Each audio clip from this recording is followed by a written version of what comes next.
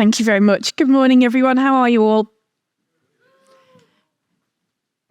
Excellent. Somebody right in the middle. Rory, is it? It is. It's Rory is in very fine form, which is excellent. Right. It's lovely to be here. Thank you all. And as you've just heard, I'm going to talk to you today about how to fail successfully. Now, I've been a project manager for more years than I'm happy to admit. And though I might now manage project managers or manage people that project manage. How many were in there? Manage people that manage project managers. There we go. We've got it. I like to think that I broadly remember how to manage a project. However, not sure how clear that is at the back, but that is a very, very run-down, derelict church. And that was supposed to be my house. And I was managing that project. And I don't think it's going to take a master builder for you to identify that there's a chance it didn't go according to plan. We don't live there now. And about 18 months ago, it's safe to say that I finally realised that I had failed spectacularly. Not a tiny little failure. You know, it's not that I had forgotten to get the milk with the shopping this week. It's not that I had failed to send out a status report to one of my most important clients. Almost overnight, the whole thing, not literally, came crashing down around my ears, and I had to move the 5 children that you've just heard about and a whole bunch of other goats and pigs and things out almost overnight. And it was big, and it was scary, and it was overwhelming. And if you'd have asked me then, I would have written a talk about how to fail unsuccessfully. It was horrendous. But once that initial moment had passed, and it did, and it usually does, once that had passed and I could kind of breathe again, and I started thinking about maybe were there any good bits? Is there anything I could take away from that? Once I was a little bit calmer, I started to think that I was definitely sorry, of course, that I'd failed. But I wasn't sorry that I'd tried. I was glad that I didn't live to regret never trying. I recognised that I had survived something which on the 14th of February 2022, a date that I won't ever forget, I thought I'd never be able to kind of rise from the ashes. I thought I was financially ruined. I had to rehouse my pig, and believe me, that's a moment you never forget. I was questioning my whole being as a project manager if I couldn't manage a project that was supposed to be super important to me personally.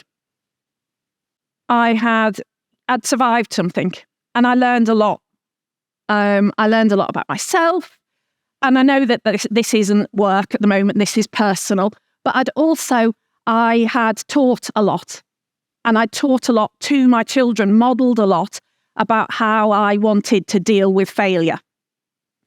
And it made me think that maybe there was something that I could take out of it, not just for me and my children, but something that I could take out of it and apply to myself at work, to my team at work, to my colleagues, to my peers.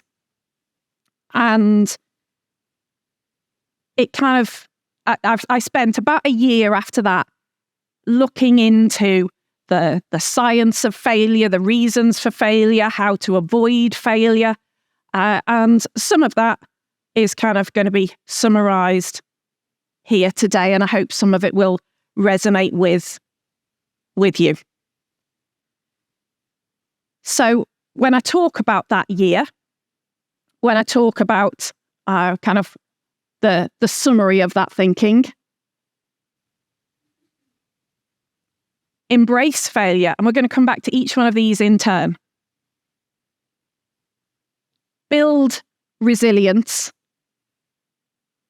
and develop the courage to take risks. They're things that I've learned here and there if I look back now through my career. And I'm sure if you all sit there and you look back through your career, there'll be moments that you thought, do you know what, that didn't work out brilliantly, but I've learned something. Today's gone really badly, but I'm strong enough to cope. Or maybe this will work and it could be brilliant.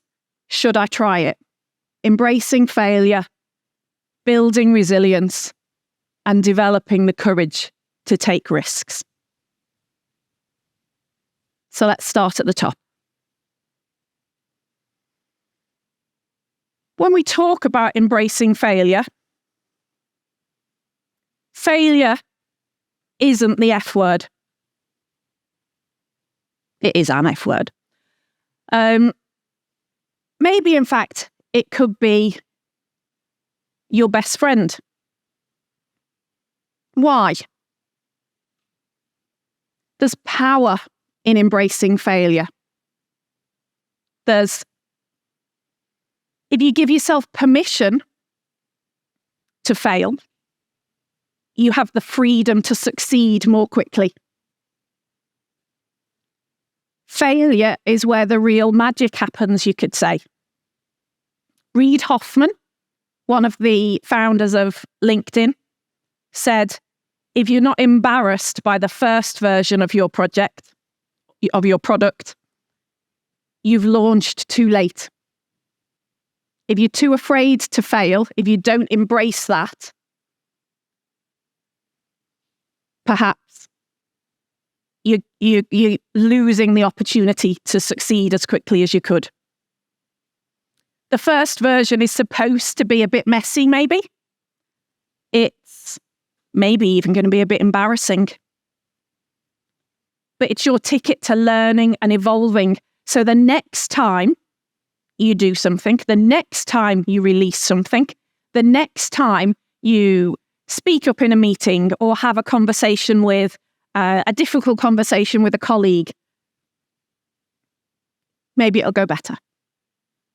And this isn't me saying to a bunch of us who are potentially working our way through the software development lifecycle and handing over kind of a finished product to the customer. I'm not saying it doesn't matter, just throw it over the fence and don't worry if it's any good.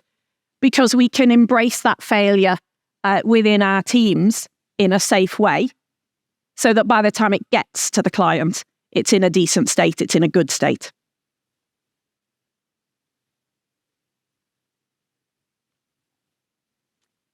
In each one of those three, the failure, the resilience, and the risk-taking that we'll come to in turn, it was important to me while I was researching it,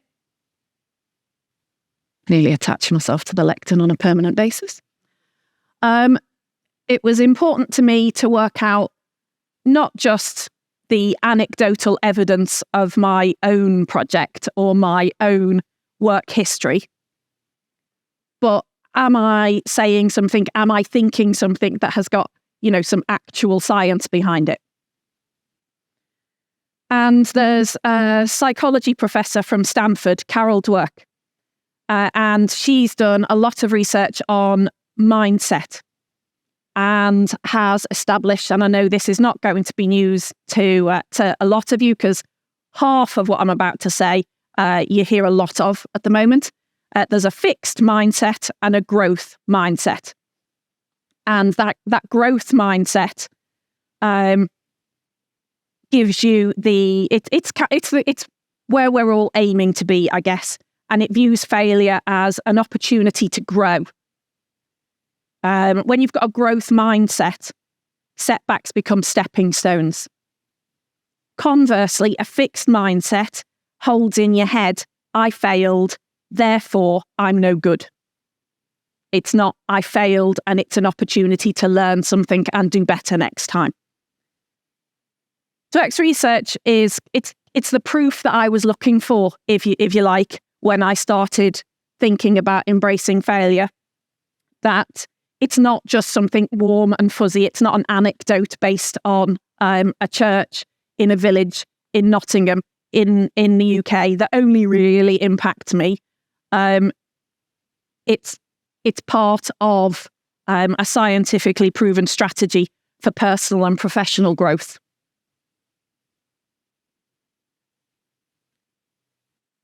And a real world failure bounce back. I apologise that I'm going to come back to some really cheesy examples, probably some that you all know and maybe love is a bit strong, but you all know and are familiar with. So this particular one, embracing failure, Steve Jobs. I'm not going to surprise any of you when I tell you that he was fired from his own company at one point.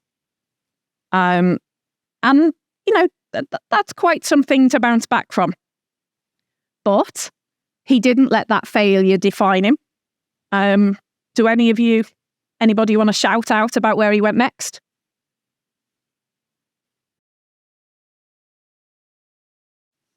Pixar first.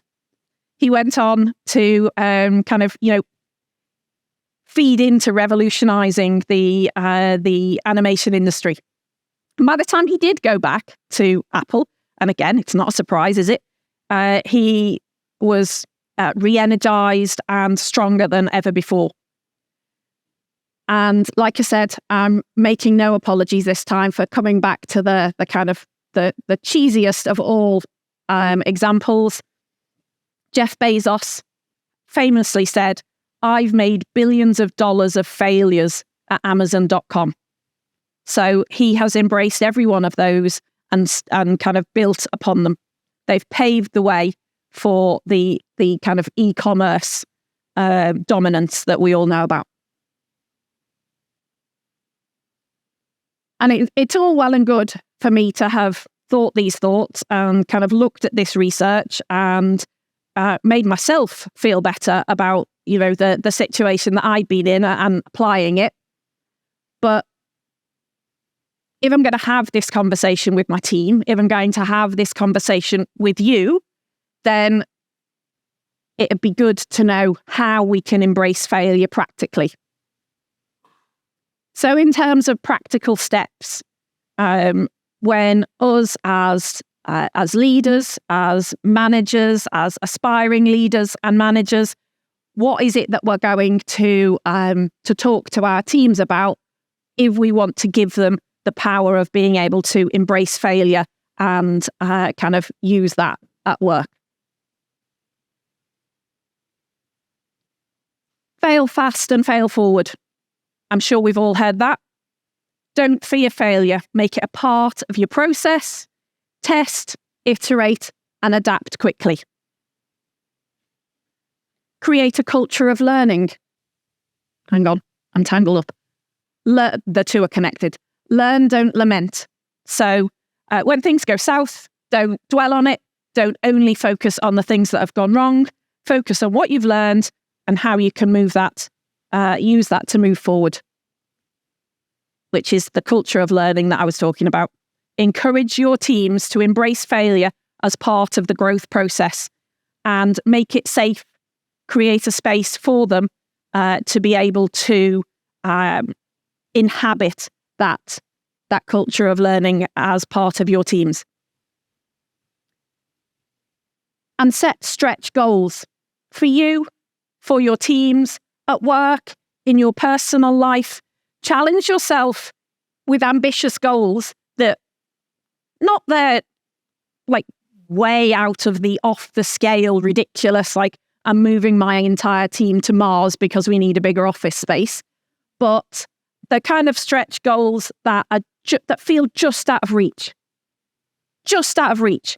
Because even if you fall short, you've gone a long way beyond the mediocrity of exactly what you think you can achieve. You've pushed yourself, you've pushed your team further.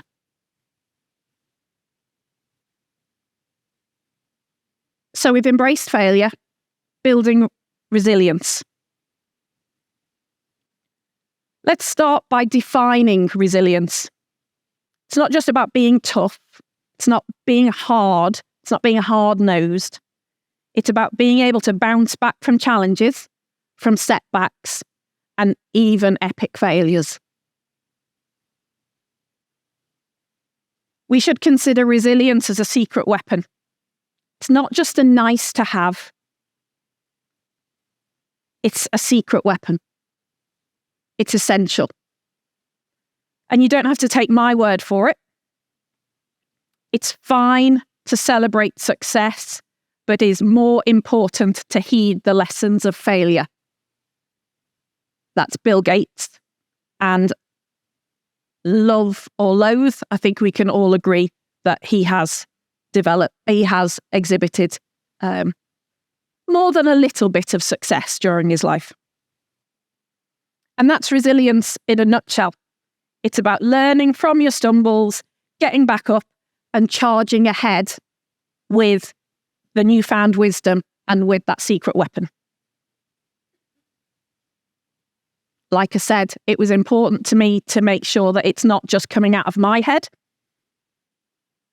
How do we actually go about fortifying this resilience then? How do we build it? And there's been a bunch of psychology research on exactly how you go about doing it. Martin Seligman, for example, is lauded as the father of positive psychology. And he discovered that our mindset plays, unsurprisingly, a massive role in our resilience.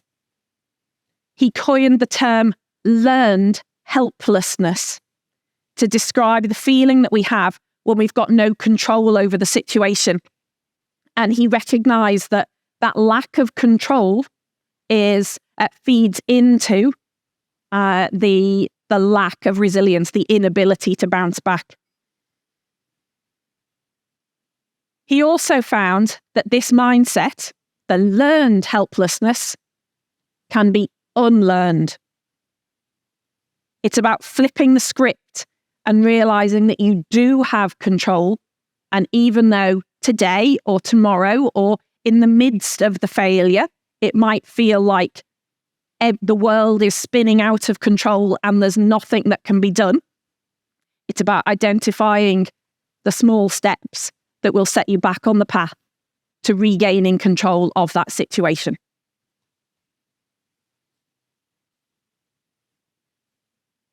And again, a little bit of a real world example. Stepping outside my little Bezos gates. Actually, there's someone else coming up in a moment, but my little trio there, Netflix, in 2011, they had, I've written a little hiccup, but they lost hundreds of thousands of customers when they reorganized their pricing model and lost hundreds of thousands of customers. Now, that's probably more than, what did I call it? A little hiccup. But nevertheless, they took stock, they worked out where they were, and they didn't back down. They didn't go backwards because they recognized that that was the business model that they wanted to build from. But they used that and they took the small steps to reinvent themselves and to become like the streaming powerhouse that we know today. And hopefully this, the structure is getting a little bit familiar. So how, you say, Jen? Through practical steps, I say. First of all, mindset matters. Start by recognizing that you have control over how you react to challenges. You don't have control over every challenge that rises up to meet you, but you have control. Your team, each of them has control, about how they react to those challenges. Embrace failure. It's almost like these three things are all connected. Don't fear failure. It's your best teacher. Like I said, it's almost like these things are all connected. Learn from it, adapt, and grow. Build a support network. Surround yourself, whether at home or more likely at work, with mentors, with colleagues, with friends in the office, with friends in the team, virtually, physically, remotely, however, who can provide guidance and support during the tough times when those challenges rise up. Somebody that can help you embrace the failure and remind you about that mindset. And stay agile. I think I've said something like this already, not in exactly the same words. Agility is your friend. Stay agile. I was going to say with a small a, but I've written it with a big A. But what I mean is not the agile framework, the kind of the state of being, agility. Be willing to pivot, to adjust and to adapt when you're faced with adversity. And it can help you iterate. It can help you take the steps that you need to build that resilience. And then develop the courage to take risks. The daredevils that we admire, and too far. You've heard me talk about them. Steve Jobs, maybe Elon Musk, Jeff Bezos, they're all, they don't just tiptoe into the tech scene, though. They took kind of flying leaps. And Jobs said, innovation distinguishes between a leader and a follower. So show that courage. The science of risk-taking. Daniel Kahneman has identified that there's a cognitive bias against taking risks. And once we understand that cognitive bias exists, we can mentally prepare ourselves to work with it and work around it. And a risk-taking reality, it wouldn't be this format if I didn't bring it back to one of the three. This time I'm thinking Elon Musk. He's taking us to Mars. Is he mad? That's probably a conversation for another day. But he's not totally gone into this without assessing the risks, without making calculated moves, and he's moving forward from the ground up.